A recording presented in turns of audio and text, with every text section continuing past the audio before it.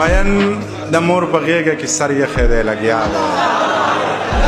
مین د مور په غېږه کې سر یخی دی لګیا دی په ټوکو کې رښتیا دی او په زړه کې په خندا دی ستا خوښه زما خوښه ده خو خپله درته وایم که داسې دې ونه پېژنده بله درته وایم ګودر د جینکو ډک وي خو دنګه پکې ګوره په کړه وړه شهزادګۍ په خوی ملنګه پکې ګوره جامې به د امزولو د جامو نه قیمتي وي پوره په پوره 12 پی د یو مړون بنګړي وي دا توره شپه باڼه به یې د ورځې غوندې ښکاري د سترګو په دې تور کې به یې وریځې غوندې ښکاري پرېښودې به یې سترګو لکږې وږې لکۍ وي شین خال به یې ایښودی خاص د وروځو په بلۍ وي په شونډو به یې خپله قدرتي سرخي ښکارېږي د ډېرې نازکتیا یې اننګي سرخي ښکارېږي که لاس دې ورله ورکړو نو لاسونه یې اوبه دي ویښته که یې چرې ښکاري نو نري غونته کې سره دي د ځمکې په سر ګرځي خو جوړې دي خدای ګو خبرې کوي کولې نو سندرې دي خدای ګو تندی یې داسې روڼ دی چې انسان پکې ښکارېږي سپین مخې آینه د ټول جهان پکې ښکارېږي که دنګې دي خو داسې د چینار برابر نه دي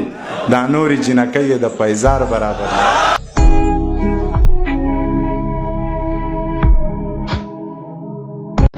په خدای باندې یقین وکړه دا بعضې خلک چې سترګې سړی پټې کړي نو بیا خلکو ته ښکاري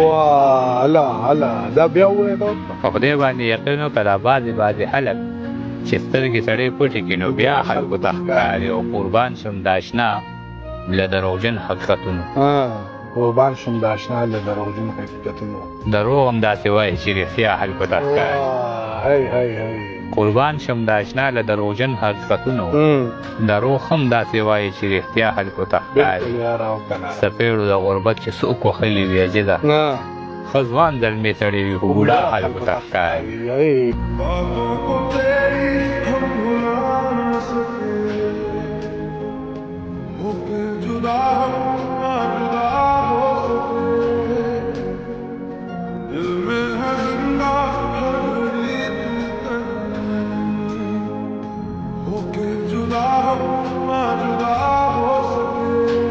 پرده واجب د ټیک ته زه به نه ګورم هغې ته ملا که د واده نه پس بدرنګه وي کتو کې څه ګناه ده سترګې مخ نه خوري ملا صاحب دا ظلم دی که بیا لا چې لونګه وي نو بیا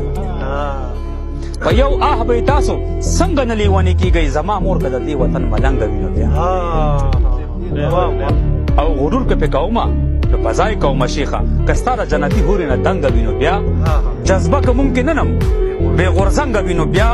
پښتون که یارېدلی ده او رنګه وي نو بیا لازم نه ده د شړنګ په شا چې خامخا زنځیر وي دا شړنګ که د پانځې به شړنګه وي نو بیا د سر په ورکولو خو به سوچ کومه سر دی ازمیښت خو پې پکار دی که بېننګه وي نو بیا